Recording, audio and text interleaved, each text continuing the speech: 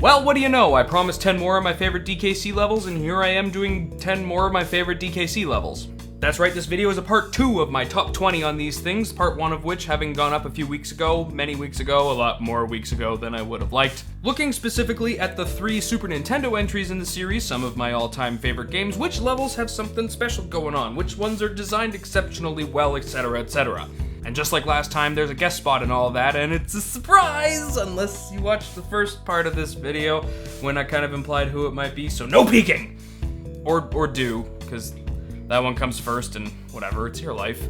And with that, it's high time we got the list started, so here we go. Number 10. Oil Drum Alley, Donkey Kong Country.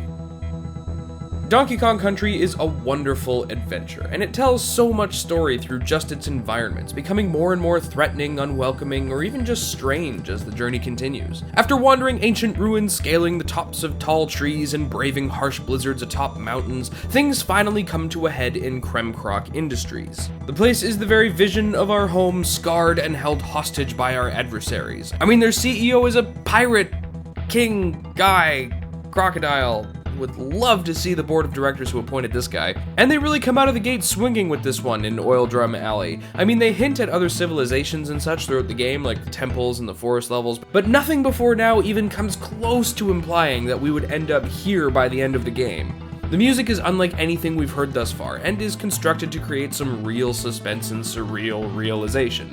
Somehow, Oil Drum Alley manages to make me feel completely agoraphobic, despite it being the first level that takes place indoors. The way the barrels are spaced out, the hanging tires in the air, this feels super out of place. We're in a building, things should feel cramped and stuffy, and yet this strange place that might just seem downright otherworldly to our simian protagonists is cavernous enough for us to fall to our deaths if we're not careful. Yeah, I know I complained about the pits in the first part of the list, but this is a totally different effect here. Oil Drum Alley does so much to really sell the silent narrative of this game, and it creates a cognitive dissonance that is just downright creepy. It's a really notable moment in the game, and a great level to boot, perfect for the number 10 spot. Number 9. Slime Climb, Donkey Kong Country 2. If Donkey Kong Country has done one truly magical thing, of which they have done many, it's how they removed the abstract nature from the auto-scroller. Donkey Kong Country wouldn't be caught dead just moving the screen forward and expecting you to keep up. They're gonna stick you on a platform or in a minecart or something. Now, I'm not entirely sure if Slime Climb completely constitutes an auto-scroller or not. There is piranha-filled water chasing you as you climb the riggings of a ruined ship. My uncertainty comes from the fact that you are in fact able to move beyond the boundaries of the screen and get well ahead of the encroaching doom. So whether or not this level is in fact an auto-scroller, it's at least sort of next to this particular category? I don't know. And that's one of the things I love about the DKC series. They found a reason for the auto-scrollers to chase you or troll you in some way. Fixed point timing levels, focused point of movement levels, and even dipping into the being chased by the edge of the level levels as well, which is kind of a lot like the moving screen of death, but I mean, there's a saw this time, so that's something. But I love how in Slime Climb, the moving wall of death isn't so much a wall of death as it is an enabling layer of death, because if you fall in, you still have a brief moment to get yourself back to safety and continue moving. This is creative thinking I can get behind. Just asking the question, could there be more to the moving wall of death, and answering yes gets us rising water filled with piranhas, or piranha, because there's only one. And not only that, but it enables the concept of a faux auto-scroller easy mode, which works out great as it prepares the player for other stuff levels like Clapper's Cavern or Toxic Tower are going to throw at them later. It's a creative take on an old platformer standby that not only creates variety in player experience, but even contributes, if only ever so slightly, to the difficulty curve of its game. It's just one of many examples of Donkey Kong Country's creative thinking when it comes to level concepts, and it settles nicely at number 9. Number 8. Lava Lagoon and Clapper's Cavern, Donkey Kong Country 2.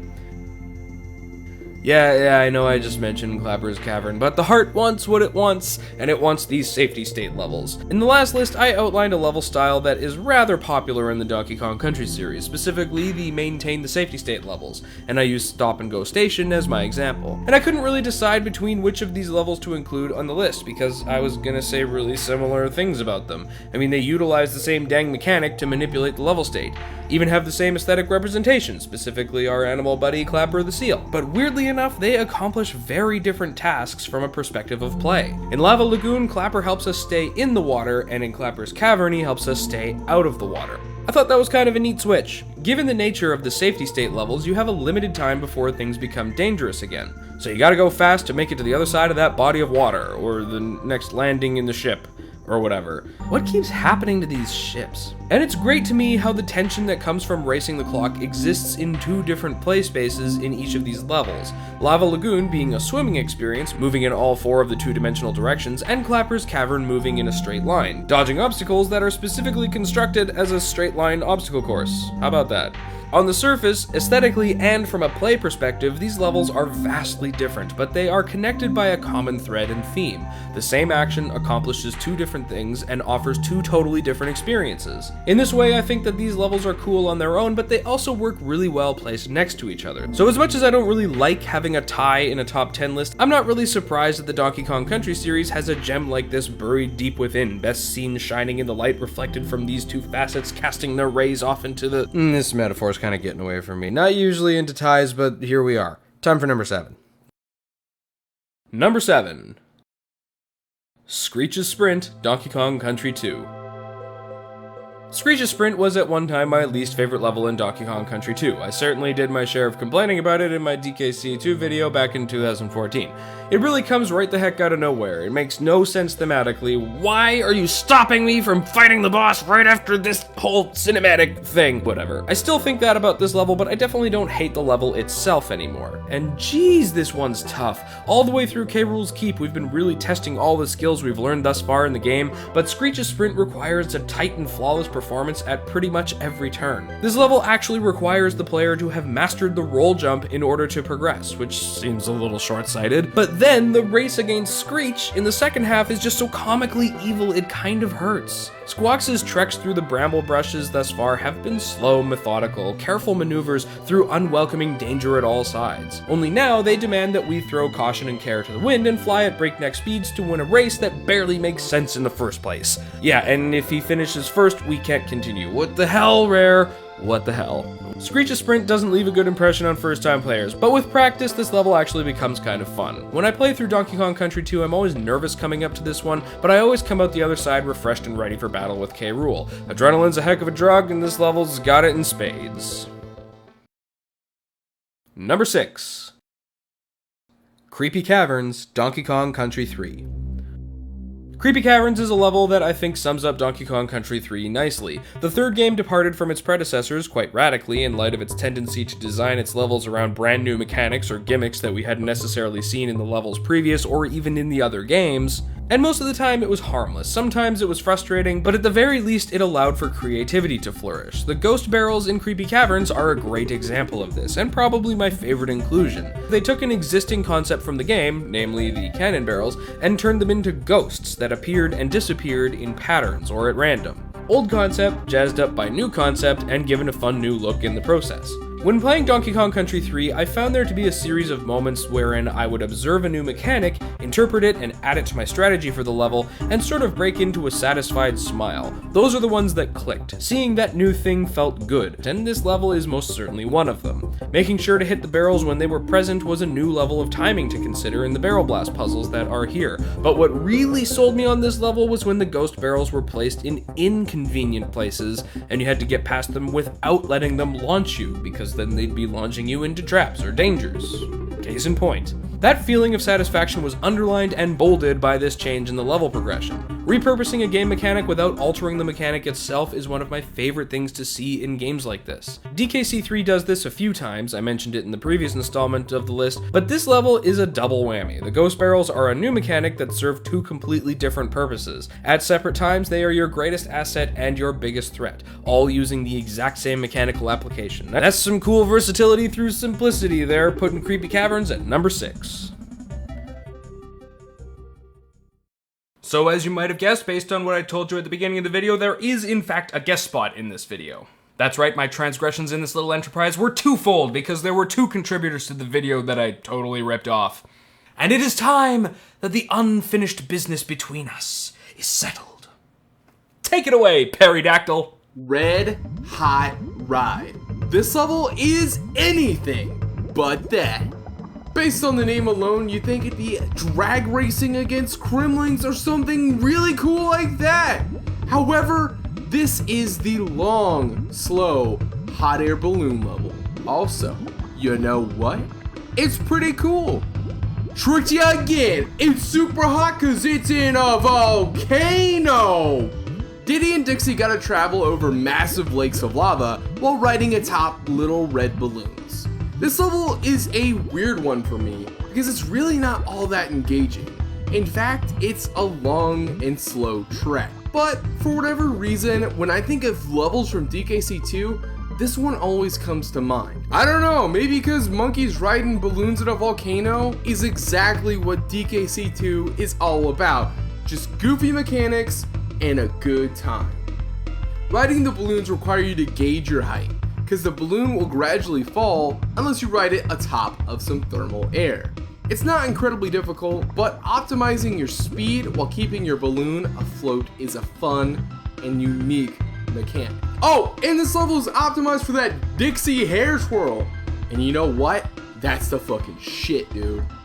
I'm gonna be real, guys. I'm no speedo hobo. Levels like Red Hot Ride, while conceptually really interesting and goofy, are actually just a nice relaxing break between the insanity that is DKC2. Also, Hothead Hop is one of the dopest songs in the game, dude. That melody though, them lava bubbles. Number 4. Stampede Sprint, Donkey Kong Country 3. Donkey Kong Country's take on the auto-scroller is nothing new to this list. I mean, there's 2 others featured on here. It's an old method, but like I've already said, Donkey Kong Country handles these levels with a bit more elegance and grace than some of the other old platformers of the day. Not content to cram in another minecart level or bring back the giant saw from a few worlds ago, Stampede Sprint has you play as Ellie the Elephant, who is, as we learned in Murky Mill, scared of the sneaks, and after coming across a few of them early in the level, promptly starts booking it hard to the right.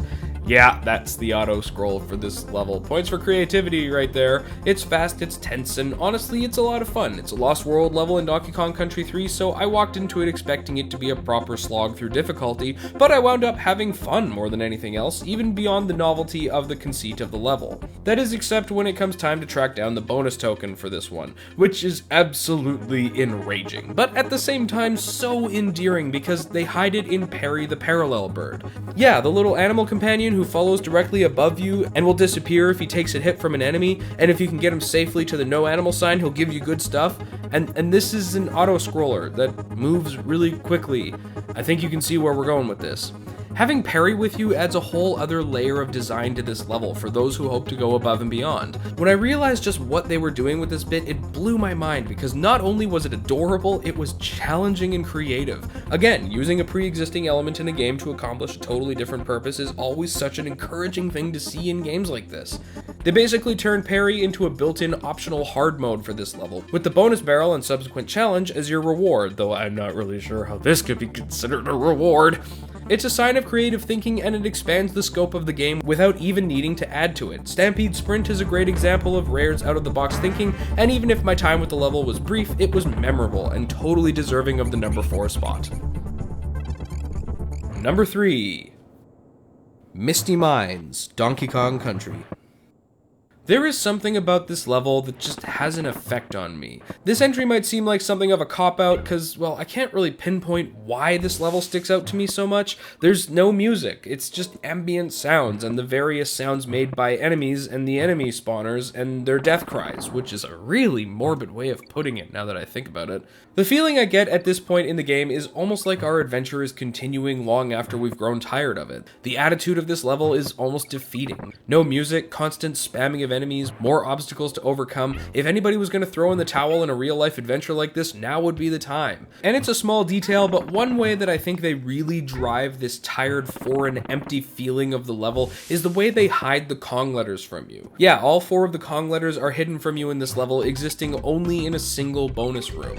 Throughout the rest of the game, seeing a specific Kong letter to collect would clue you in as to how far you were in the level. Seeing an O means that we're approaching the halfway point. When we see the N, we know that we're past halfway. halfway, and G says we can expect the ending to appear on the horizon soon. But we don't have this here. It's just darkness, mist, and unwelcoming ambient sound with no end in sight. There's a strong bleakness that comes with this level, and for a game that doesn't convey a lot of complex thought or feeling directly, this is a great example of a moment where the game's storytelling by design shines through. A constant barrage of enemies, the once happy attitude of the adventure long gone, and a seemingly endless trudge through a dank and probably smelly cave makes this a powerful experience to play. It may not be the most innovative level in the series, but it's a sleeper hit through and through, landing it squarely at number 3. Number 2. Chainlink Chamber, Donkey Kong Country 2. Honestly, Chainlink Chamber is kind of a hate draft. I love it so much because of how much I hate it. In the charity races for Child's Play I keep bringing up, the goal was to any percent Donkey Kong Country 2 the fastest. None of the contestants were experienced speedrunners, but we made a go of practicing our own strategies for getting to the end the fastest. Mine was just to get good and let the game pass me by and never stop moving. But Chainlink Chamber was a major choke point in my run because of how unbelievably hard it is. A lot of people complain about how Donkey Kong Country 2 is just generally difficult, and at times needlessly so. I argue with those people, because I actually think Donkey Kong Country 2 is pretty well put together in just about every sense. DKC 1 is very much a momentum killer. If you keep on trucking towards the right, you could very well get caught up short by a deviously placed enemy requiring a quick adaptation. But in Donkey Kong Country 2, there's much more of a consistent level flow that the design allows for. Chainlink Chamber is one of the moments where I kind of agree with the complainers. I get the feeling like a level designer put some frustration into having to work overtime on a weekend into this one because this level is nothing short of a straight-up gauntlet of terrors. There are multiple paths, and each carry their own variety of said terrors, mostly having to do with bees and diving birds. I'll never forgive Rare for that rising and falling bee thing. Ugh, the way the jump arc adds a split second to your jump routine causes your pursuers to gain on you ever so slowly. It's terrifying! Especially because the descending sections are easy peasy, it's an almost imperceptible difference in reaction requirements, which makes this whole bit just genius in an evil sort of way. This level is part of the final world area of the game, or I guess the final and a half, I suppose. But this clearly is the hardest of its companions. I mean, the others are challenging, but Chainlink Chamber actually hides the save barrel from you! Like, who thought this was a good idea? Chainlink Chamber, scary, clever challenge design, and the biggest sigh of relief when you finally finish it, making it my second most hated, loved, Donkey Kong Country level. And my number 1 favorite SNES Donkey Kong Country level is Jungle Hijinks, Donkey Kong Country. Yeah, who saw this one coming, am I right? The first level in the first game being the top of the list. I mean, I tried to weigh it against the other items on here, but Jungle Hijinks just kept coming out on top. I mean, what can I say? It's the beginning of an epic adventure spanning 3 games and such a huge part of my origins in gaming. There is so much to learn about our player character in this first part of the level. Without using any dialogue, we are given a clear indication of the tragedy that has struck our simian avatar. We can visit Donkey's house, cementing this in our minds as the purest kind of beginning, blasting out of our front door and embarking on an adventure we can't possibly imagine until we are immersed in it. The level itself is soaked in learn by doing and teaching without teaching, as you might expect, but it's always so amazing to me how layered this level ends up being, even beyond being just a tutorial of sorts. It totally blew my mind when I realized just how many lives there were to find in the treetops if the player knows what they're doing. I mean, okay, it's really just a few short, sweet surprises, but I mean, it isn't until way later in the game that they even imply the roll jump is possible, and yet they stacked Jungle Hijinks to the rafters with secrets to find, only possible through some seriously tough maneuvers. I mean, I didn't know the blue and green balloons were even in the first Donkey Kong Country game until I started cracking away at this level over and over again. And this was when I covered the DKC games back in 2014, and what's more, all of these secrets are single attempt only. You missed the jump, you missed your chance, and you need to restart. Finally getting everything there was to find in this, the first level of the series, was almost as satisfying as beating the final boss. Jungle Hijinks is the perfect prelude for what ends up becoming a truly legendary series of games. It doesn't just let itself be a once upon a time and nothing more, it prepares the player while daring them to come back and retread the beginnings using what they've learned. It almost becomes a plot twist, suddenly revealing that the scope of this series with its secrets and challenges, the dedication it takes to master it, and the difficulty that is scaling that summit is all hidden right here in the very beginning. It's almost as if the developers knew how vast this adventure would become, how far it would take us, and how much it would inspire those who embarked on it. But they did it without arrogance. Without cliffhangers or sneak peeks, they managed to create an adventure that was honest and true to itself, even if it did jump the shark a little bit at times. There is nothing here but a dedication to the art of the game, and I love them for that. Every time I revisit these games, it is an almost instantaneous recollection of what makes these games special, and what we have looked at here is just 20 of the reasons why I continue to love them to this day. Hey everybody, thanks for sticking with me through 20 whole DKC levels. This is the end of my rare videos for the year, but I've got lots more stuff in the works and I can't wait to get started on all of it. Huge thanks to Perrydactyl and Snowman Gaming for providing guest spots on the list. Both of their channels deserve to be checked out, and you can do that here and here. And I will see you next time!